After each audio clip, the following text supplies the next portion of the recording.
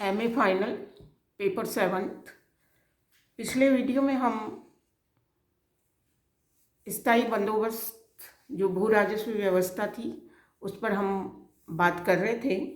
मैंने बताया था कि इस भू राजस्व व्यवस्था में क्या व्यवस्था की गई थी। ज़मींदारों के साथ व्यवस्था थी, किसानों से सरकार का कोई डायरेक्ट कॉन्टैक्ट नहीं था। भूमि कर जो था वो बिल्कुल निर्धारित कर दिया गया था। अगर ज़मींदार भूमि कर नहीं दे पाता है तो उसकी ज़मीन बेच दी जा सकती है। ज़मींदार को भूमि का पूरा मालिकाना हक दिया। ज़मींदार भूमि को बेच सकता था, खरीद सकता था। किसानों और ज़मींदार के संबंध जो कैसे हों। देखिए, कर जो था वो ज़मींदार को थोड़ी देना था। कर ज़मींदार नहीं दे रहा है, कर दे रहा है किसान। तो किसान और ज़मींदार के बीच में कैसे रिलेशन होंगे, इसको कॉर्नवालिस ने या अंग्रेज़ सरकार ने बिल्कुल ज़मींदारों के ऊपर छोड़ दिया था। तो देखिए, डायरेक्ट इनडायरेक्ट फिर शोषण का जो शिकार था वो कौन हुआ? किसान। उसे फिर महाजन के पास जाना पड़ा, क्योंकि जब मैं आपको ये बात कहती हूँ कि जो परमानेंट व्यवस्था में जो लगान निर्धारित उन्होंने किया था 90 क्या लगान देख के, 1790 का लगान देख के, किंतु अगर आप उस लगान को देखें तो वो 1765 में जो लगान था, जब सिराजुद्दौला के समय में बहुत अच्छा एग्रीकल्चर होता था, बंगाल की स्थिति बहुत अच्छी थी, उस समय जो लगान था, अगर 1764-65 की हम बात करें, उस समय जो लगान था उस लगान से ये लगान तिगना था। तो उन्होंने जो लगान फिक्स किया था उसकी मात्रा इतनी अधिक थी कि किसान के लिए वो संभव था ही नहीं, और सरकार और किसान के बीच में किसी भी प्रकार का कोई समझौता नहीं था। किसान को पूरे ज़मींदारों के अधीन ही छोड़ दिया गया था।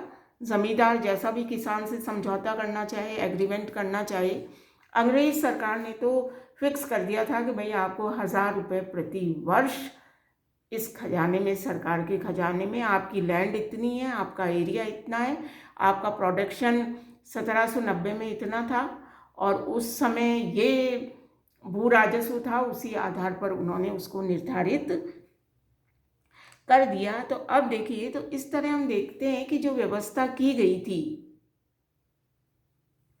तो स्थायी भूमि जो व्यवस्था थी उसमें की सबसे बड़ी महत्वपूर्ण बात ये थी कि ये जो व्यवस्था थी वो कॉर्नवालिस ने 1793 में जो घोषणा करी थी वो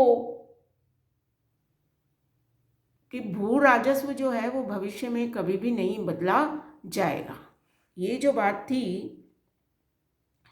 इसके अतिरिक्त उन्होंने ये भी घोषणा की कि जो भी भूमि भू राजस्व या लगान इस समय सरकार अलग अलग क्षेत्रों के लिए निर्धारित कर रही थी, वह हमेशा के लिए किया जा रहा है ना, परमानेंट उसको किया जा रहा है, तथा सरकार द्वारा इस निर्धारित लगान को कभी भी बढ़ाया नहीं जाएगा। 1793 में ये व्यवस्था कंपनी के अधीन बंगाल, बिहार और उड़ीसा प्रांतों में लागू कर दी गई। अब आप देखिए कि इसमें एक जो पॉइंट था वो ये था कि कुछ ऐसी भूमि थी जिस पे प्रोडक्शन होता ही नहीं था, तो वो जो भूमि थी वो लगान के क्षेत्र में आई नहीं। तो अगर ज़मींदार चाहता तो उस लैंड को भी एग्रीकल्चर उसमें डेवलप कर कर किसान से उसका लगान वसूल कर सकता था। तो इस तरह से वो अपनी एग्रीकल्चर लैंड को बढ़ावा दे सकता था, किंतु वास्तव में ये सब कुछ हुआ नहीं था। दूसरा देखिए कि अधिकतम जो भू राजस्व था उन्होंने वो निर्धारित कर दिया था।